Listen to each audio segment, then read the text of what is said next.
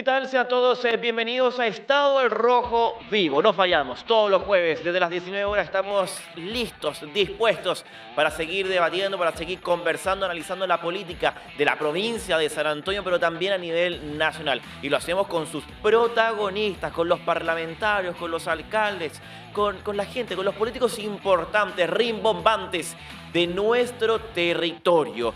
Pero para estar a la altura de magno escenario, de magnos invitados y de la conversación, es que nuestros panelistas también deben estarlo. Es por aquello que presento y le damos la más cordial bienvenida a Marcela Mancilla. Hola Felipe, ¿cómo estás? Qué rico estar hoy día nuevamente acá, recorriendo desde Algarrobo a San Antonio, Sí. toda la provincia hermosa que tenemos. Bueno, muchas cosas que hacer por acá, pero estoy contenta y bueno, tenemos un gran invitado hoy. Un gran invitado y yo quiero adelantar algo muy pequeño, un paréntesis. Supe por ahí, Marcela, que estuviste siendo como protagonista de una pequeña grabación hace algunos días. ¿Se está preparando algo, una especie de video, de comercial? ¿Cómo te sentiste? Cada vez estás más cercana a las cámaras, Marcela. Sí, sí. Bueno, eso tiene que ver con el ejercicio de mi profesión de abogada. Estoy contenta porque efectivamente estamos preparando junto al canal salir a toda la comunidad y a toda la provincia de San Antonio con presentando el ejercicio de mi profesión. Perfecto. Básicamente en los temas que a mí me importan, que tienen que ver con familia, trabajo y en derecho penal. Eso, un pequeño adelanto, porque Eso. ustedes después lo van a ver, nosotros solamente estamos pimponeando un poquito, solamente un poquito. Y a mi lado derecho, curiosamente, no, se encuentra nuestro siguiente en la presentación. Hablamos de nada más y nada menos que Roy Creighton. Bienvenido. Hola Felipe, ¿cómo estás? Muy buenas noches a todos los radio escucha y televidentes de TV Costa. Saludar a Marcela y espero que este sea un programa productivo para informar a la gente de aquellos temas que son importantes para ellos. Absolutamente, están pasando hartas cositas, como De dicen todo. los lolos, hartas cositas en nuestro país. Tenemos temas judiciales, tenemos también a este presunto sicario, tenemos lo que ha pasado en los últimos minutos, últimas horas en realidad, con el Servicio de Impuestos Internos. Bueno, mucho que conversar y para aquello es que vamos a presentar al invitado de hoy. Hablamos del senador de nuestro territorio, Juan Ignacio Latorre, senador, además parlamentario del Frente Amplio. Bienvenido, senador. Hola Felipe, buenas noches, gracias por la invitación. Un saludo también a Marcela y a Roy que están ahí en el panel y a toda la audiencia de TV Costa. Bueno, senador, lo pillamos, me imagino, en medio del tráfico, se tuvo que estacionar por ahí, espero que no tenga ningún inconveniente, no tenga que pasar algún parte por ahí, no, que no sería muy de No, mala Está no, no. suerte. estacionado, está estacionado. Claro. Sí, Así que, estoy senador, estacionado. agradecemos que se dé estos minutos y el tiempo de conversar con nosotros y vamos rápido a lo que nos convoca y no quiero dejar pasar la posibilidad en realidad. Usted es el único senador del partido del Frente Amplio. Partido que en las últimas primarias, la verdad, si hablamos de rendimiento, no le fue pero para nada bien, pensando además que es el partido del actual presidente Gabriel Boric. ¿Cuál sería su análisis respecto a esa situación? Sí, mira, yo lo he compartido en algunas entrevistas en medios y encantado de poder profundizarlo acá. Efectivamente fue un mal resultado, muy lejos de lo esperado. Fue una mala campaña, diría yo. Yo creo que el tono de la campaña no fue adecuada. Nos enfrascamos en conversaciones que tenían que ver con el pasado, cuando el candidato estaba intentando plantear propuestas de futuro, ¿no? También como que no se hace cargo la campaña, me refiero a la franja, la campaña digital, no se hizo cargo de estos 3 años de experiencia de gobierno, de la izquierda con la centroizquierda, de ser el partido del presidente Boric, donde él ha planteado como legado político, quiere dejar en el fondo una coalición entre la izquierda y la centroizquierda que perdure, que se proyecte en el tiempo, y eso como que no dio cuenta en el fondo de la campaña. Y por tanto, bueno, sufrimos una derrota, un partido que estaba acostumbrado al éxito electoral en poco tiempo. Este es un traspié que nos nos obliga, nos exige autocrítica, reflexión, hemos estado en eso como partido, no nos vamos a hacer los lesos, pero al mismo tiempo nos ponemos a disposición de, con toda la lealtad y el compromiso de Janet Jara, que ganó categóricamente la primaria, del desafío de construir un programa común y también de la lista unitaria. Nosotros somos partidarios de la lista unitaria de todo el progresismo. Esta invitación también está, se la hacemos a la Democracia Cristiana, que si bien es un partido que no forma parte del oficialismo y no participó de las primarias formalmente y tendrán que tomar su decisión en la Junta Nacional que tienen a fin de mes, somos respetuosos de ese proceso, de si apoyan o no a Janet Jara, pero en el fondo estamos empeñados en construir una lista parlamentaria unitaria, ¿no?, de todo el progresismo. Senador, ¿cómo estás? Buenas tardes. Bueno, contestó casi Buenas todo lo que yo tardes. le quería preguntar, pues, senador. Pero bueno, quiero precisar un punto. ¿Ustedes han analizado si en realidad el candidato que presentó el Frente Amplio era el adecuado o realmente es el Frente Amplio el que tiene problemas? Y si es el Frente Amplio el que tiene problemas, ¿cuáles son esos problemas y cómo los pretenden resolver? Y lo otro que quería preguntarle es respecto de la lista unitaria. ¿Qué se juega realmente la izquierda, la centroizquierda, si no vamos en lista unitaria? A ver, respecto a la pregunta sobre el candidato, yo fui uno de los que planteé que Gonzalo Vinter tenía que ser nuestro candidato una vez desechada la posibilidad de la expresidenta Michelle Bachelet. Yo era partidario, lo dije en el verano, cuando todavía estaba la incertidumbre, ¿no?, si Michelle Bachelet estaba disponible o no. Yo decía, si ella está disponible, creo que el Frente Amplio tiene que ponerse detrás y no levantar una candidatura presidencial. Yo ya sabía que Tomás Bodanovich, que era la otra carta importante del partido, él no estaba disponible, lo había dicho en espacios cerrados, hacia adentro, y lo dijo públicamente. Por tanto, para mí estaba claro que él no iba a estar disponible. Y yo sigo creyendo que Gonzalo Vinter era un buen candidato, pero creo que la campaña, la estrategia de campaña, el tono de la campaña, todo el equipo creativo ahí de la franja, creo que hizo un mal trabajo. O sea, efectivamente una mala campaña en ese sentido, pero creo que Gonzalo sigue siendo un referente nuestro del Frente Amplio y creo que es un buen diputado, es un buen vocero del progresismo y sin duda alguna creo va a jugar un rol también, no se va a ir para casa, va a jugar apoyando a Janet Jara. Y en ese sentido creo que hay que distinguir. Una cosa es una derrota electoral, un traspié electoral en una importante derrota en una primaria con voto voluntario, y otra cosa es el proyecto del Frente Amplio, que es un partido que está cumpliendo un año recién de vida, como partido nuevo, como fusión, después de la fusión, un año, y donde es un proyecto que es a largo plazo. En eso creo que todos los partidos que ya tienen una trayectoria en la vida institucional política chilena han pasado por victorias y derrotas, y creo que eso es parte de la política, pero el proyecto político, ¿no?, para nosotros sigue siendo un proyecto a largo plazo y con distintas expresiones, ¿no? Hoy día somos gobierno, somos parte del partido del presidente Boric, pero también estamos a la cabeza de municipios, tenemos concejalías, cores, parlamentarios, tenemos centros de estudio. O sea, es un partido, tenemos una buena base militante acá en la región de Valparaíso tenemos fuerza electoral y política, que no se expresó en la primaria, pero creo que eso, en mi opinión, no, y lo vamos a demostrar en la elección de noviembre, estoy seguro, no necesariamente va a implicar el mismo resultado, sino que creo que va a ser distinto, en el fondo, una elección además como obligatorio. Respecto a lo que se juega el progresismo, yo creo que en esta elección el ir divididos es regalarle cancha a la derecha, ¿no? Es regalarle ventaja a la derecha. Ya vivimos la experiencia de ser gobierno siendo minoría en ambas cámaras. Yo particularmente en el Senado todos los días somos minoría de manera bien significativa.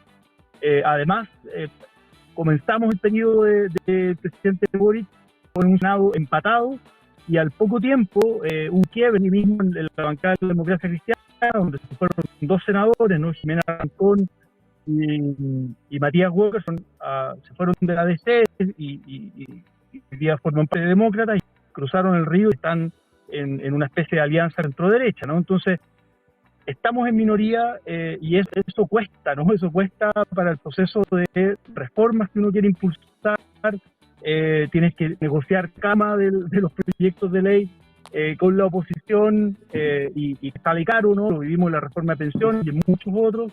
Y por tanto, creo que es importante, si Janet Jara va a ser presidenta, ¿no? Que es lo que aspiramos, que gane la presidencia de la República, tener un parlamento también que acompañe ese gobierno con mayorías parlamentarias robustas, ¿no? Que siempre en esto no implica en el fondo no tener diálogo ni acuerdos con la oposición. Yo soy partidario de tener acuerdos con la oposición, pero es distinto tener estos acuerdos siendo minoría a tener una mayoría al menos relativa, digamos, y poder impulsar los cambios con mayor nitidez. Senador, ¿y cómo van las negociaciones para que tengamos lista unitaria? Tengamos. Las conversaciones Tengamos. post-primarias. ¿Para qué voy a decir una cosa por otra? Sí, no, los secretarios generales están reunidos. Mire, yo fui presidente de partido en la negociación anterior del segundo proceso constitucional. Y nos tocó negociar hasta el día antes de la inscripción del CERVEL, y eso que había menos candidatos, era menos competitiva, digamos, o sea, menos atractiva esa elección por parte de los partidos, y ahí fuimos divididos. Efectivamente, todo el progresismo fue dividido.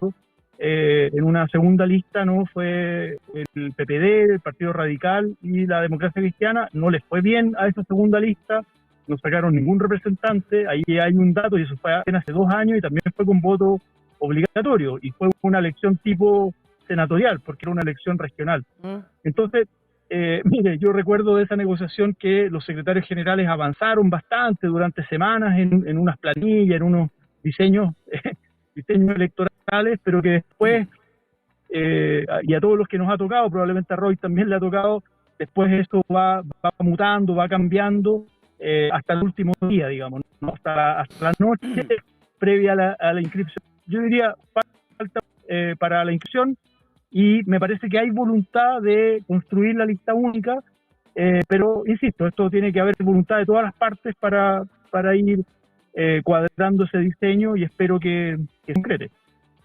¿Usted piensa que la candidata del oficialismo tiene el liderazgo suficiente como para poder producir esa unidad, la unidad del progresismo? Me parece que sí. A mí me ha tocado trabajar Janet Jara desde el Senado, la reforma de pensiones y otras reformas. La he visto trabajar como ministra del Trabajo del gobierno del presidente Boric, antes como subsecretaria de Previsión Social en el gobierno de la presidenta Bachelet, de la nueva mayoría. Y yo creo que ella siempre ha buscado y ha tenido un estilo de liderazgo unitario, inclusivo, de mucho diálogo, de mucha colaboración, caracterizado por este tipo de liderazgo. Y además creo que hay un plus en que sus atributos personales, su carisma personal está conectando de manera muy significativa con la ciudadanía, con la gente, con el pueblo chileno.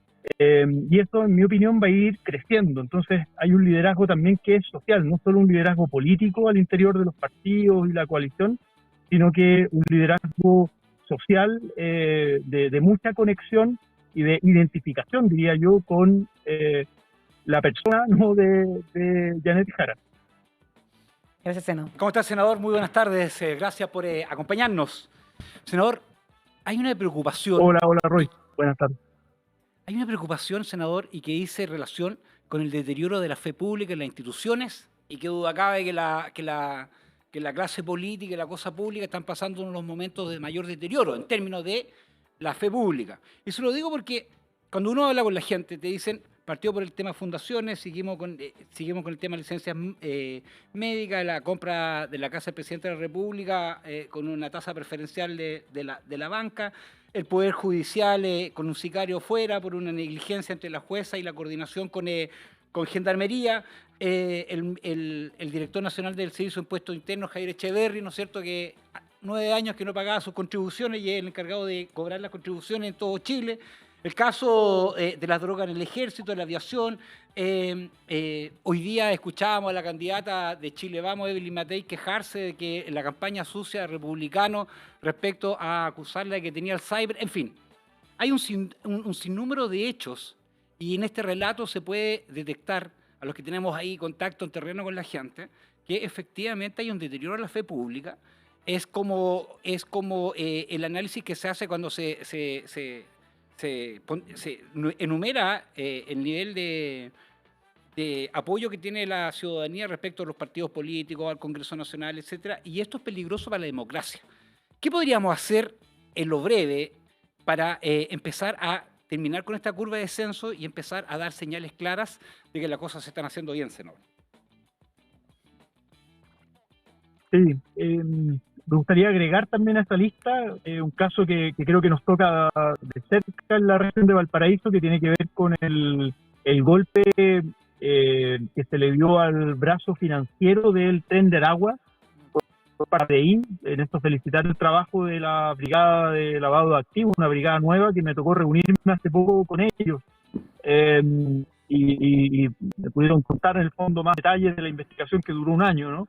Y quería agregarlo a la lista porque también ellos, era financiero, el Tren de Aragua movió 13 millones de dólares, lo que lograron pesquisar, sin que haya una alerta, ¿no?, del sistema financiero. Y habían más de 200 cuentas bancarias y movían plata con toda una red de colaboradores, muchos chilenos también, no solo extranjeros, chilenos también, y también extranjeros que estaban con sus papeles al día, etcétera, y movieron toda esta red financiera y además también sacaron plata del país por este sistema de plataformas de criptomonedas, etcétera. Pero bueno, quería agregarlo a la lista porque también es otra lista, ¿no?, del ámbito público y privado y del crimen organizado y cómo permea, porque detrás de ese brazo financiero, el Tren de Aragua, hay homicidios, hay secuestros, extorsiones, robos con violencia que atemorizan a la ciudadanía, ¿no? Entonces, y quería poner como ejemplo también dentro de la lista porque creo que parte de la respuesta a esta crisis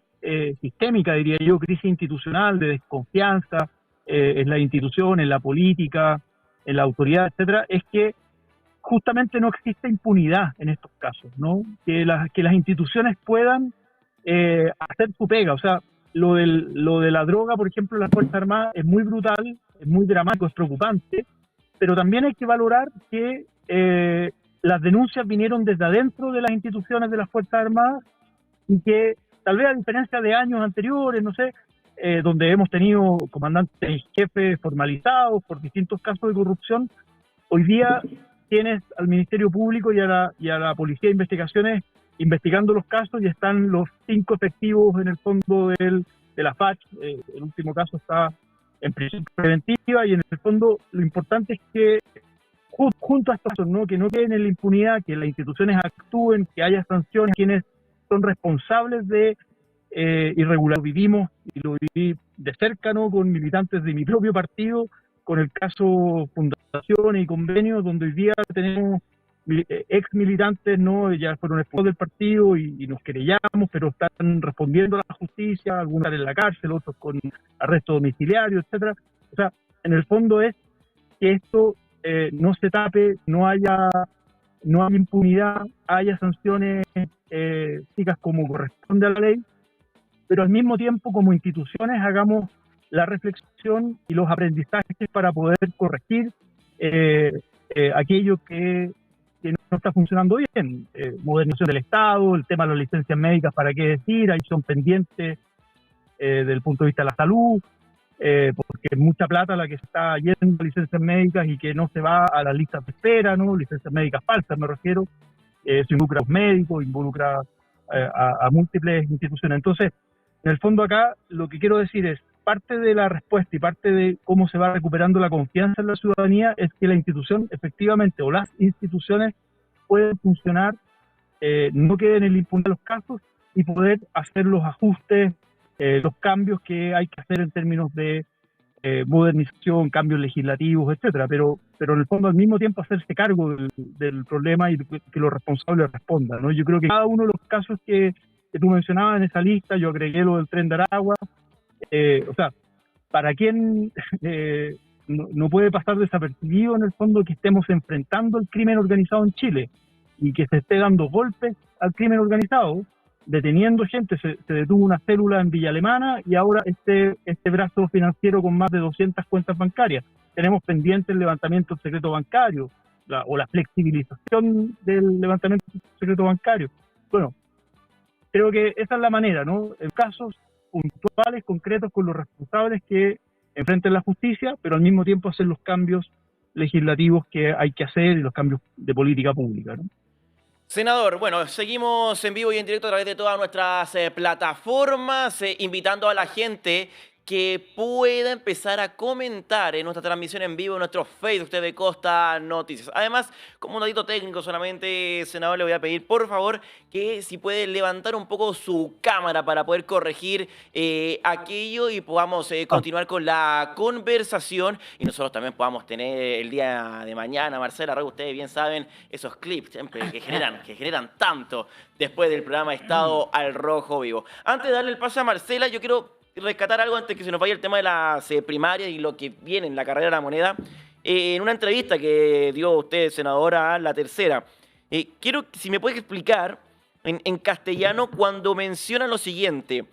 ¿Qué quiere decir con la lógica impugnadora de la campaña Winter y cómo Janet Jara, del Partido Comunista, fue más boricista?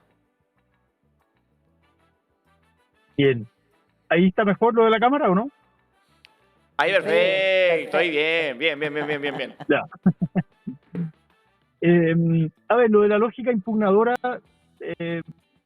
tiene que ver con esto que dije también ahora respecto a abrir una conversación. Me refiero a la franja, esta pieza de la mesa del poder, ¿no?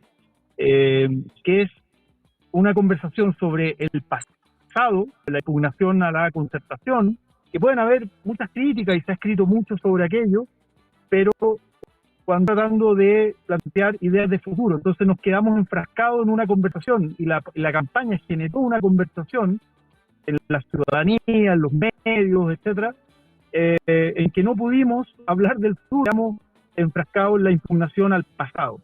Ahí creo que es un error estratégico, ¿no?, de diseño de campaña. Y segundo, que como que nos costó en la campaña, y a rato a nuestros militantes también les pasaba que el tipo de volantes y mensajes que se transmitían, que no cargo nos justificó el presidente, de que no estábamos como orgullosos de los avances del gobierno del presidente Boric, sabiendo que también hay crítica y hay malestar y hay gente que no valora o que tiene una opinión negativa, ¿no? Pero en el fondo que nosotros nos costaba como decir, mira, somos parte del oficialismo y nosotros somos parte del oficialismo, estamos gobernando, estamos liderando la alianza de gobierno desde el Frente Amplio con el presidente Boric, y esto implica decir muy claramente los avances que hemos logrado, ¿no?, a pesar de estar en minoría en el Parlamento y por qué queremos seguir avanzando. Mientras que a Janet Jara le salía muy fluido, ella fue ministra del presidente Boric, fue parte del comité político y hablaba con mucha fluidez de las 40 horas laborales, el salario mínimo, la reforma de pensiones que a ella le tocó liderar, y al mismo tiempo decía, bueno, y quedaron temas pendientes, o tengo críticas en tal o cual tema y por tanto quiero seguir avanzando, pero ella fue como más boricista en el sentido de como la camiseta puesta, ¿no?, con el legado político del presidente Boric, mientras que a nosotros como que eso no nos salió tan fluido. Entonces yo creo que ahí es parte de la autocrítica que estamos haciendo al interior del Frente Amplio y bueno, y públicamente también, que creo que es bueno reconocerlo. Senador, lo voy a llevar al tema del director nacional del Servicio de Impuestos Internos y el tema del no pago de las contribuciones durante 9 años. Sabemos que no es solo el director del Servicio de Impuestos Internos quienes no pagan contribuciones, sino que hemos visto en estos días que Piñera no pagaba contribuciones, Bachelet no pagaba contribuciones, o sea, como muchas personas de la vía pública y política no pagan contribuciones debiendo hacerlo. Pero yo lo quiero llevar a impuestos internos, porque Echeverry está a cargo de un servicio tremendamente importante, que es el que lleva el control y la fiscalización de que los impuestos en Chile se paguen. Usted y Echeverry es una persona de confianza del presidente de la República, dependiente del Ministerio de Hacienda. Pregunta, ¿usted cree que debiese cambiar el sistema de organización del Servicio de Impuestos Internos en términos estructurales?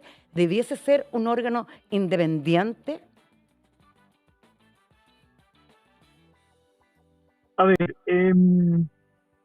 aparte de lo que está pasando con Echeverry, que no va a ir y voy directo, pero hay un caso que también se ha destapado, que es muy grave, de una especie de estafa piramidal al interior de funcionarios del Servicio de Impuestos Internos. Y son funcionarios no necesariamente de confianza, algunos pueden venir de años, trabajar en distintos gobiernos. Varios, creo que 180 millones de pesos en el fondo de una especie de estafa piramidal por los propios funcionarios. Eso es muy grave porque justamente lo que usted dice, el Servicio de Impuestos Internos está para y que la gente pague los impuestos que tiene que pagar. De hecho, aprobamos en el Congreso Nacional una ley muy importante de cumplimiento tributario para disminuir la evasión y la elusión fiscal, que en Chile es muy alta, que hay mecanismos jurídicos para eludir impuestos, contadores, abogados, tributaristas, etc. Y estamos reduciendo esa brecha, no la estamos eliminando por completo, y parte de lo que estamos recaudando por la vía de disminuir la evasión y la elusión fiscal es para financiar la PGU, la reforma de pensiones, la parte fiscal que tiene que ver con el aumento a 250.000 pesos al 90% de la población del país, de los adultos mayores. Entonces, de eso estamos hablando cuando el Estado recauda y financia políticas sociales, financia valga la redundancia, el funcionamiento del Estado en su conjunto, no solo el gobierno central, el Poder Judicial, los municipios, etcétera, la educación, la salud. Entonces, es muy, muy relevante y yo creo que el Servicio de Impuestos Internos seguir modernizándose. Yo creo que ha hecho cambios, ¿no?, en la línea de modernización, pero hay que seguir modernizando y los controles internos, ¿no?, para que evitar estas estafas, ¿no?, o esta corrupción al interior del servicio. Y mire, ¿Pero a usted le parece bien claro, que el director, senador, a usted le parece bien que el director nacional del Servicio de Impuestos Internos sea un funcionario de confianza del presidente de la República? Mire, uno de los cambios que hubo es que hoy día es alta dirección pública y tiene que pasar por un concurso y de hecho no llega ahí cualquiera, y efectivamente, claro, dentro de esa alta dirección pública al final hay una confianza política y además le tiene que rendir cuenta al ministro de Hacienda. Es un servicio que está vinculado al Ministerio de Hacienda, ¿no?, el ministro Marcel. Ahora, si hay que discutir en pos de la modernización el que tenga un carácter más autónomo, un organismo autónomo, yo me abro a esa discusión, no estoy cerrado, no tengo una cuestión de principios al respecto, y mientras más confianza le dé a toda la sociedad, ¿sí? Uno podría hacer el paralelo, Servicio de Impuestos Internos, incluso con la Contraloría General de la República, en términos del control de la administración y la gestión del Estado, y por otro lado, el control y la fiscalización del pago de los impuestos. Que sea como la Contraloría. Que sea como una Contraloría, que en definitiva está haciendo un control al privado finalmente, al mundo privado, al que debe pagar contribuciones, o sea, impuestos. Impuestos. Sí. Me parece, así como existe también la estructura del Banco Central, que es autónomo. Exactamente. O sea, podemos avanzar hacia allá si es que eso implica mayor confianza a todos los actores, al mundo privado, al mundo público. Y efectivamente, bueno, está la Tesorería General de la República, que es donde se recauda en el fondo y después se distribuyen los recursos, ¿no? Yo no tengo problema en aquello, no tengo un... Ese es el ente recaudador, ese es otro tema, pero en términos de el servicio como controlador y fiscalizador, desde mi perspectiva, debiese ser un ente más autónomo e independiente. Pero siguiendo con ese tema, la candidata del oficialismo Janet Jara ha esbozado que es importante pedir la renuncia del director nacional de Impuestos Internos, el señor Echeverry. ¿Usted cree que el señor Echeverry debiese renunciar o que el presidente de la República debiese pedirle la renuncia? Sí, yo creo que lamentablemente, justo a partir del tema que hablaba Roy, ¿no? De cómo vamos recuperando la confianza en las instituciones, la legitimidad, a veces tiene que ver con estos elementos que son más bien de carácter ético. Yo no creo que Echeverry, al menos por los antecedentes que se han conocido, esté cometiendo un delito, sino que es más bien un aspecto ético, justamente además por estar en el cargo en el que está. A ver, senador, no, yo lo quiero interrumpir. Sí. Usted está diciendo que el director nacional de Impuestos Internos que no paga contribuciones es un tema ético. Lo quiero O sea, explicar, Marcela, si me ya. permite Sí. Yo se explicar. lo doy. Es Porque que como lo que dijo que era un tema ético, porque está bien, a lo mejor no es un tema penal, pero ético no es. O sea, aquí hay una falta de la probidad a lo menos. Bueno, a ver, déjeme explicar el punto. Ya. Yo creo que a Echeverry le está pasando lo que le pasa a mucha gente, que tiene que ver con esta demora en el sistema en la actualización o la regularización de una vivienda o de una ampliación de vivienda para pagar las contribuciones que corresponde pagar. ¿Ya? No es que, ojo, porque creo que es importante para comunicarle a la gente que nos está escuchando, no es que a él le estaban cobrando unas contribuciones y no las pagó o las dejó de pagar, porque hay otros casos que efectivamente son así, sino que la casa y la ampliación de la casa, justamente porque no está regularizada y por todo lo que ha demorado en el sistema, etcétera, finalmente él pagando lo que debería pagar, ¿se entiende? Y es un caso que le pasa, ojo, a muchísima gente. Y ahí hay un problema sistémico también de modernización, etcétera, que tiene que ver con los municipios, los permisos, las autorizaciones, un montón de elementos de ese tipo. Entonces, incluso él mismo dice, bueno, yo quiero actualizar esto, quiero pagar lo que me corresponde, pero no, el propio sistema no me lo ha permitido. Ahora, Pero como él pero 9 no es un años. son 9 ciudadano años, senadores. cualquiera. Ahora, Sí, senador, ¿qué tal si 9 años, nos pero volvemos a la región? Senador, para muchos llamó la atención las declaraciones de Rodrigo Mundaca, gobernador regional, respecto a que no ha cerrado el apoyo a Janet Jara. Esto debido a que no ha habido un pronunciamiento respecto a la regionalización. Mientras no haya eso, Rodrigo Mundaca declara que él todavía no ha decidido, o su movimiento político, que es Movatima, todavía no ha decidido su apoyo a la candidatura a la presidencia de la República. ¿Sabe por qué se lo digo, senador? Porque en conversación con el presidente del Colegio Médico, esto hace 3 días, me informaba que la crisis en salud pública en la región sigue siendo la misma. Hace 17 años que no tenemos estudio de carga de enfermedades, tenemos casi 20.000 pacientes oncológicos. Y aquí viene mi duda, porque y lo hemos dicho en todos los programas los días jueves. Fíjese que no tenemos director titular del Servicio de Salud Valparaíso San Antonio, que alberga al Van Buren, ¿no es cierto?, que es un macrocentro hospitalario que además es interregional. Tenemos déficit de oncólogos, déficit de dermatólogos, las listas de espera van en 49.000, 13.000 tenemos en lista de espera para cirugía inmediata, etcétera, etcétera, etcétera. Por otro lado, hace sentido el sentir de Mundaca, porque lo que señala es que si esto hubiese sido, la reconstrucción del incendio hubiese quedado albergado en las decisiones regionales, tal vez hubiese sido mucho más el avance o estaría terminado. Y eso suma y sigue respecto a las atribuciones de las regiones y sus autonomías. Yo sé que usted, en su calidad de senador, ha brigado bastante por dotar de mayor autonomía a las regiones. Todavía estamos entrampados ahí en la ley de rentas regionales y lo que podría significar, ¿no es cierto?, por ejemplo, el aporte de los diferentes puertos que tenemos en la región, le hace Ventana, Los Andes con el Puerto Seco, San Antonio y Valparaíso. ¿Cuál cree usted que deben ser los próximos desafíos? Esa es la pregunta 1. Y si usted me permite, ya que el tiempo en televisión usted sabe cómo es, ¿qué le parece a usted respecto a las negociaciones que usted señalaba al principio? Ahí, si hay lista unitaria, van a haber 6 cupos a senadores en la quinta región. 6. porque es N+1, ¿no es cierto? Se eligen 5 y la lista lleva Sí. 6. En ese escenario, existen rumores en el ámbito político que el Partido Socialista no llevaría candidato a senador en la quinta región, y esto para privilegiar a la candidatura de Carol Cariola, y se compensaría en la tercera con el apoyo del PC a Chicardini, y en el Maule con el apoyo del PC a la presidenta del Partido Socialista, Bodanovich. Yo creo que eso también a la gente le molesta.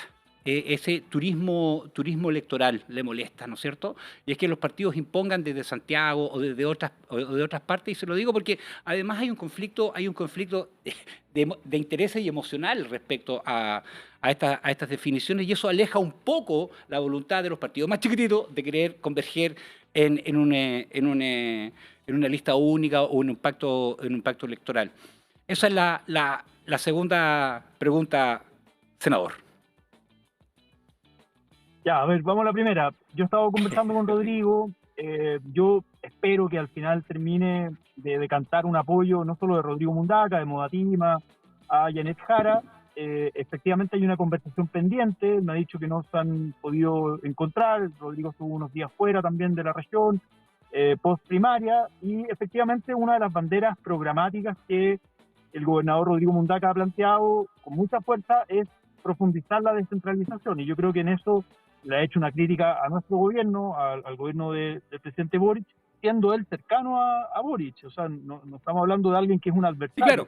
Es cercano, es colaborador, pero ha sido crítico en esto porque el gobierno se ha quedado corto, y efectivamente tenemos entrampado el proyecto de regiones más fuertes, un proyecto que está en el Senado, pero ha costado mucho que avance, y ahí está el tema de la descentralización fiscal, por ejemplo, de que los puertos puedan, o sea, en ese proyecto, en mi opinión, debiera incluirse el tema de una especie de royalty portuario. Pero bueno, ahí hay un aspecto que tiene que ver como con lo programático, y yo espero que después de la conversación que tenga Rodrigo con Janet decante el apoyo y ponernos a disposición, porque en el fondo, en mi opinión política, el retroceso que implicaría, por ejemplo, un gobierno de Kast, ¿no? Sería, creo que, muy nefasto para nuestro país, para la región, sería muy complejo. Entonces creo que también hay una responsabilidad histórica en esto de todos los actores poder apoyar, ¿no? Esa es mi opinión.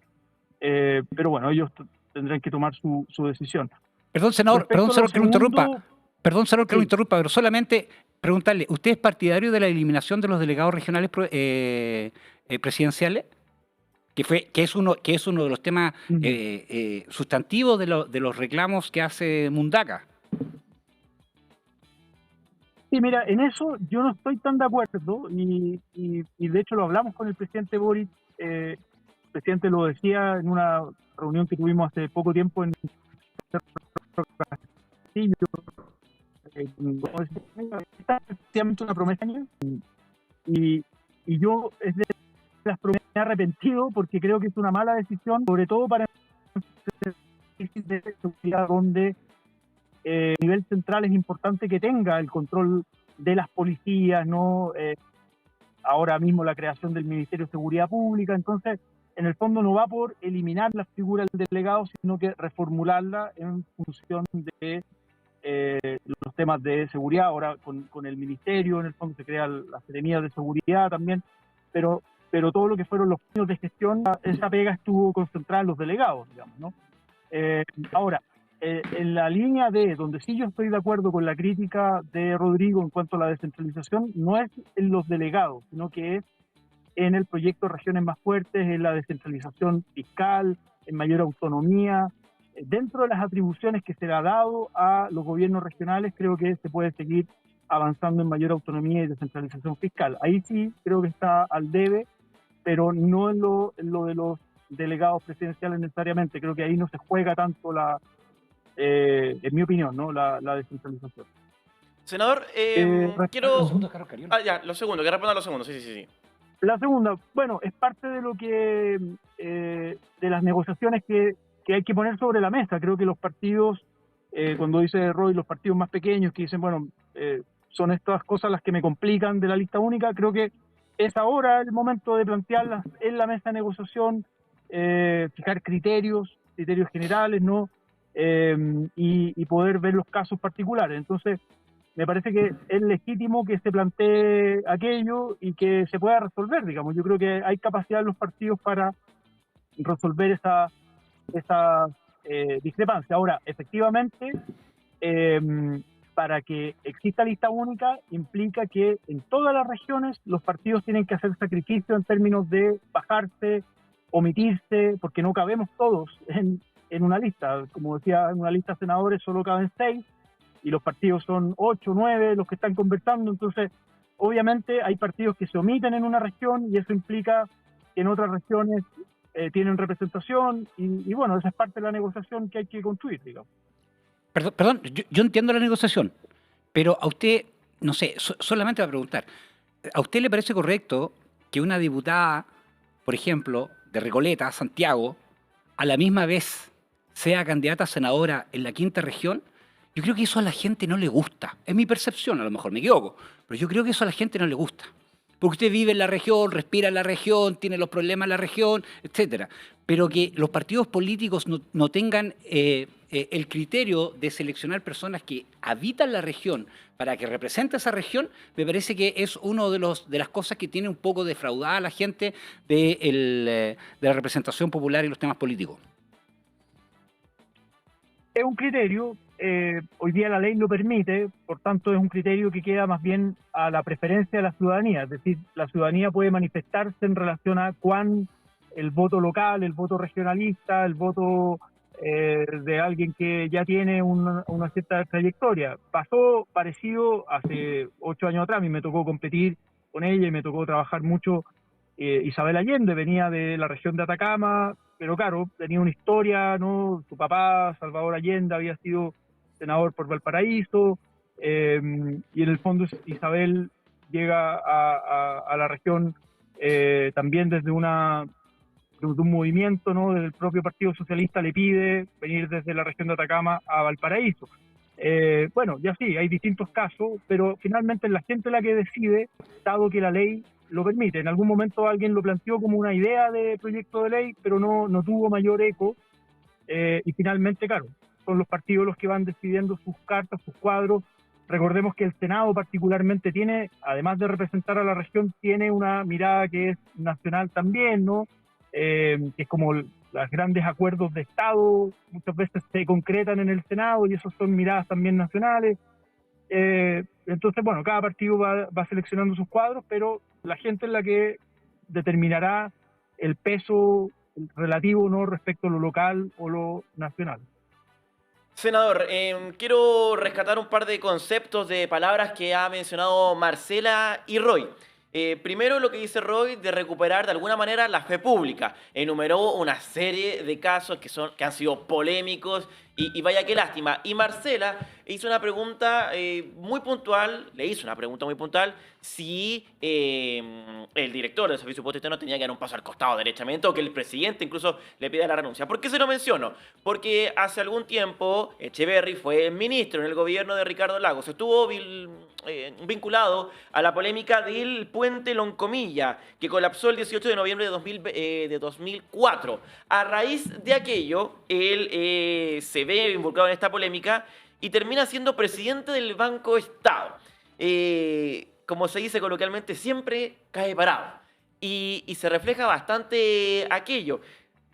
Yo creo que por ahí va cuando Roy menciona lo de recuperar la fe pública, porque cuando Marcela le pregunta, no sé si usted es suficientemente categórico de decir, sí, hay que pedirle la renuncia, porque no es una persona cualquiera, senador, es el director de Servicio de Impuesto Interno. Por último, si fuera un parlamentario, quizás va a cubrir la portada de algún diario un par de días y listo.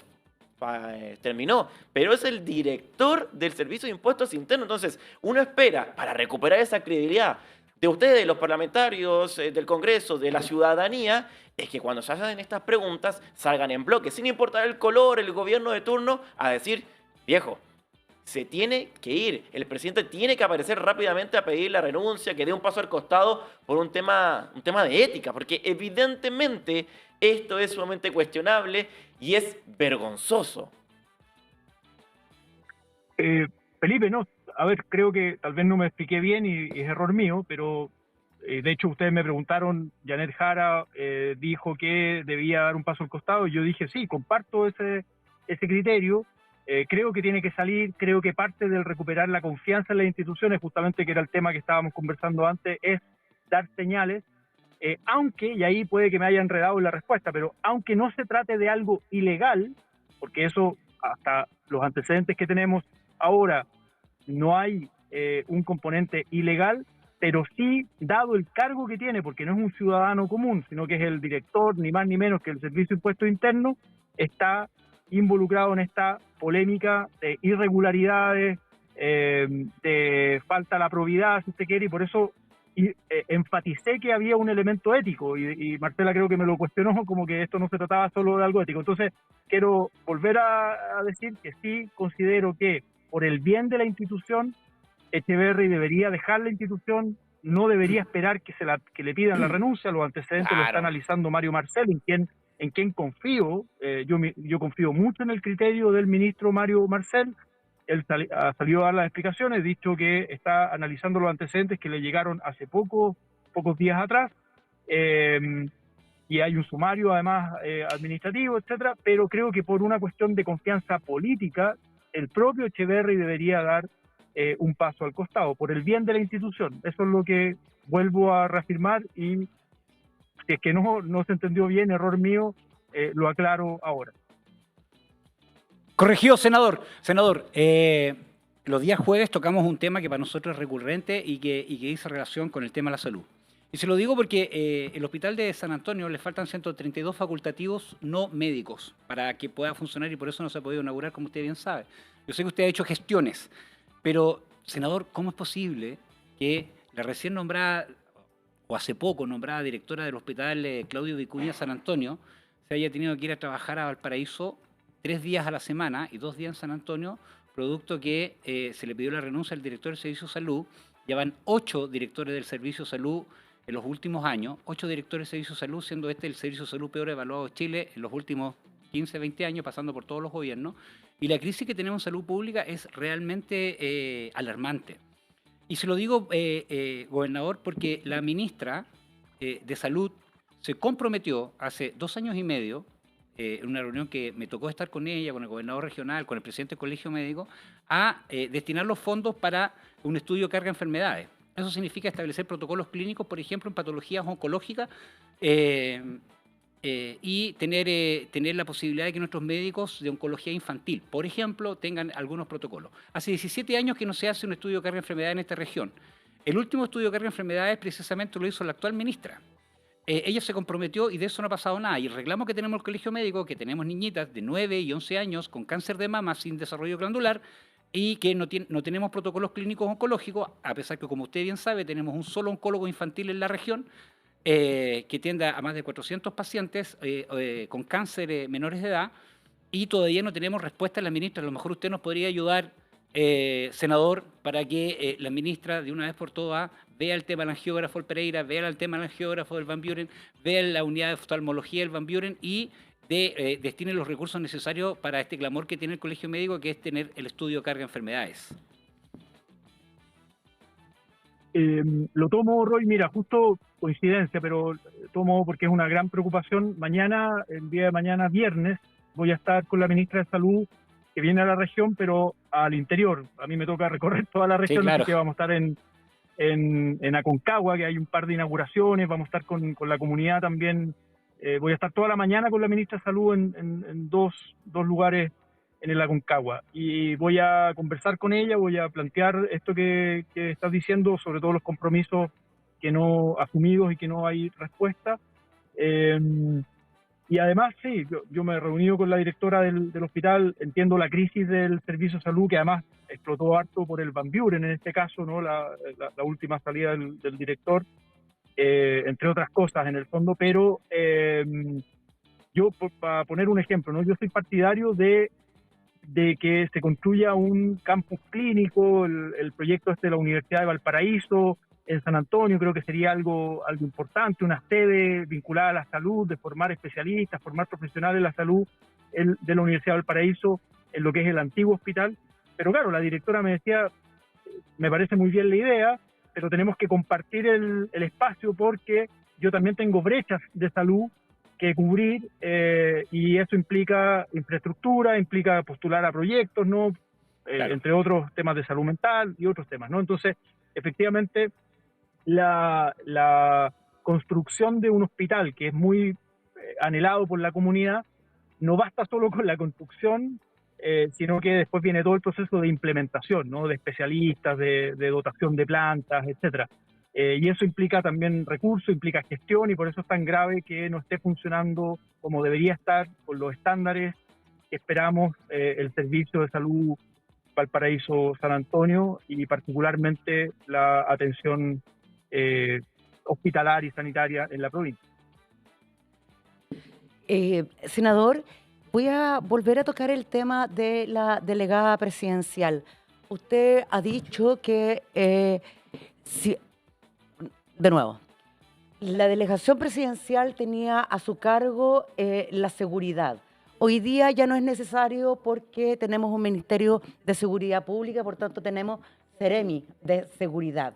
Por tanto, esa atribución, ese ámbito de atribuciones, la delegada presidencial ya no lo tiene. Entonces, es como buscarle algo que hacer a la delegación presidencial. O sea, es darle más grasa al Estado sin necesidad. Nosotros estamos camino a la descentralización. Tenemos seremías de todos los ministerios. ¿Cuál es la razón de insistir en que permanezca la delegación presidencial? ¿No sería mejor dejar ese cargo ya de lado porque ya no sirve, y dejar las atribuciones que se le podrían inventar a la delegada presidencial o a la delegación presidencial en el gobierno regional? A ver, es que creo que es importante explicar el punto, Marcela. La delegación juega un rol también de coordinación de las seremías, y las seremías dependen sectorialmente del nivel central. Entonces, claro, a menos que estemos pensando pasar las seremías a la gobernación regional, pero eso es lo que yo creo que el proceso de descentralización no necesariamente va por ahí, porque en el fondo cualquier gobierno necesita que sus sectores, sus sectorialistas, ¿no? Los seremi, dependan directamente del gobierno central, y no del gobernador regional, que está que en el fondo puede no ser del mismo signo político necesariamente del gobierno central. ¿Se entiende? Entonces hay como un tema ahí de orden sectorial. ¿Y quién coordina la labor de esta seremía, y quién es representante del presidente de la República en la región? Es el delegado regional o la delegada regional. Esa es la función hoy día que tiene, una vez aprobado el Ministerio de Seguridad. Yo creo que una estructura mucho más libre, menos funciones, porque obviamente todo lo de seguridad pasa al Ministerio de Seguridad Pública, pero siempre hay un rol de coordinación política y de bajada de alguna manera de las líneas del gobierno central. Entonces, el gobierno regional hoy día es un ente que distribuye recursos, que yo creo que tiene que tener más recursos, por eso el proyecto importante de regiones más fuertes, y que exista un royalty portuario que deje más recursos en la región, y que sean las propias regiones las que levanten sus proyectos y sus prioridades, ¿no? En eso hay que avanzar en descentralización fiscal. Hoy día el gobernador regional tiene esa función junto con el CORE, porque no es solo el gobernador como figura, sino que es el Consejo Regional también, que es un órgano colegiado, que va tomando decisiones de priorización de recursos, de distribución de recursos. Entonces son competencias distintas, y uno puede ir trasladando más competencias, pero claro, es complejo que el gobierno regional, por ejemplo, tenga a su cargo, ¿no? La seremía de salud o de vivienda uno puede pedirles que haya más coordinación, y de hecho hay financiamiento a planes de salud y planes de vivienda, pero es distinto que tengas la política pública del gobierno central, ¿no? Sí, entonces creo que ahí se hay entiende. diferencias. Nadie ha dicho que las seremías sean dependientes del gobierno regional, pero es necesario una delegación regional, pero además también delegaciones provinciales. Mira, se puede revisar. Ahora, yo no creo que sean estructuras tan... Se puede ir revisando, acotar las estructuras, que no crezcan, que incluso puedan ser más pequeñas, pero en el fondo, imagínate un presidente de la República, ¿quién es su interlocutor de su gobierno en la región? ¿Quién es su representante, por decirlo así, del gobierno que él dirige en la región? Porque el gobernador regional, claro, es la autoridad electa democráticamente, pero no necesariamente el gobernador regional está subordinado, y no tiene que estar subordinado al gobierno central, es autónomo en ese sentido, toma sus decisiones de manera autónoma. Pero el gobierno, el presidente de la República, en un país además presidencialista como el nuestro, tiene que tener estructuras de bajada en las regiones, ¿no? De líneas concretas, y en eso, y bueno, y una región tan grande como esta, que tiene provincias, imagínate que solo esté un delegado en Valparaíso. ¿Qué pasa en Aconcagua? ¿Qué pasa en San Antonio? ¿Qué pasa en Marga? O sea, es una estructura en el fondo que queda más lejos también de los territorios, ¿no? Es algo que a veces se alega también, decir, bueno, Valparaíso queda como patio trasero de Santiago, pero al mismo tiempo las provincias quedan como patio trasero de Valparaíso, porque no quedan atendidas. Entonces, creo que el tema es ir clarificando en esta transición, ¿no? Que es primer periodo, ya segundo periodo recién electo, el nuevo gobernador regional, o sea que lleva 2 periodos solamente, o iniciando su segundo periodo, clarificar mejor las competencias y avanzar en el proyecto Regiones Más Fuertes, que creo que le da más atribuciones, más competencia y más recursos, pero todavía no sale ese proyecto y está entrampado en el Congreso. Juan Ignacio Latorre, senador entonces de nuestro territorio, muchas gracias por estos minutos, espero que no tenga ningún problema, lo veo estacionado, ya se oscureció completamente, 100%, así que espero que no tenga ningún problema de seguridad. Muchas gracias, senador, por estos minutos, por esta conversación y por responder cada una de nuestras preguntas. Ojalá tenerlo acá, ¿cierto, Roy, Marcela? Tenerlo acá in situ para poder dar cuenta de una mejor conversación, de un mejor debate que siempre es más sabroso, más picante, más lleno de emociones cuando se está acá en el territorio en nuestro medio de comunicación TV Costa. Así que muchas gracias, senador, y bueno, vamos a estar en contacto más adelante. Pero muchas gracias a ustedes por el espacio, encantado de estar en el estudio, me llegó un poquito encima, hoy día no podía por agenda, de hecho yo presido la Comisión de Vivienda y tenía una reunión en Playa Ancha con vecinos en Playa Ancha y bueno, después me agarré un taco en Camino La Pólvora para salir, para poder llegar a la casa, así que por eso me tuve que estacionar acá en un servicentro, pero bueno, para la otra estaremos ahí en el estudio compartiendo con ustedes. Muchas gracias por el espacio. Muchas gracias, senador. Bien, Marcela Mancilla, tenemos 20 segundos para regalar a la gente de la provincia de San Antonio. Solo decir que, bueno, el Consejo para la Transparencia hizo un análisis de 900 casos de la provincia de San Antonio y de esos 900 casos se detectó que San Antonio, la comuna de San Antonio y específicamente mi comuna, Algarrobo, eran las comunas más multadas. Y bueno, hoy salió que el alcalde de la comuna de Algarrobo fue multado en 2 oportunidades, una con el 25% de su sueldo y otra con el 45% de su sueldo. También fue multada la secretaria municipal y también la control.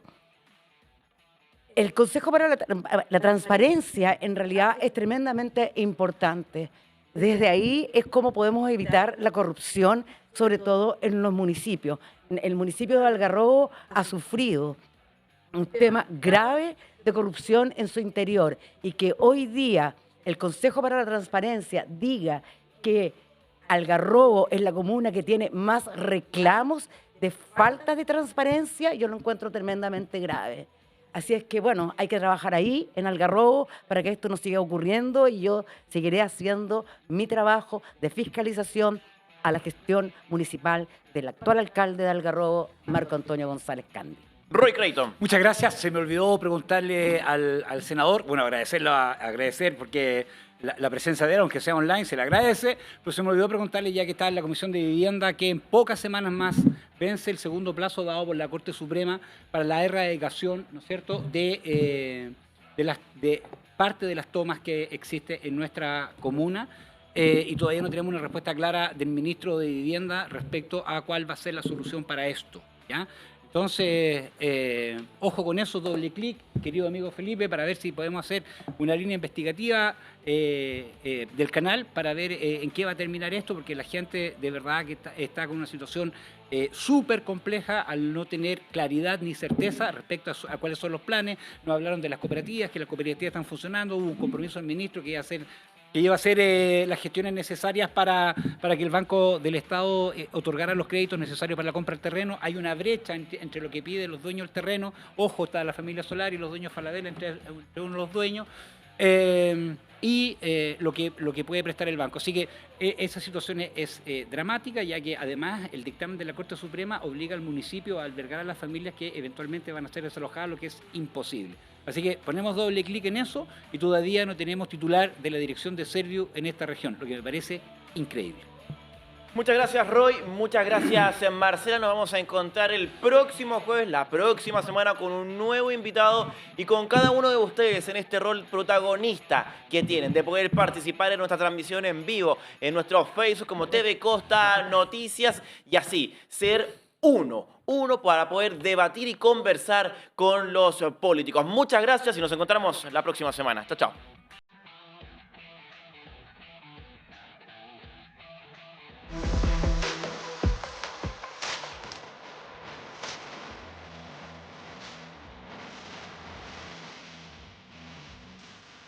Las opiniones, juicios y comentarios expresados durante este programa corresponden exclusivamente a quienes los emiten. TV Costa Media no se hace responsable por su contenido ni necesariamente comparte dichas expresiones.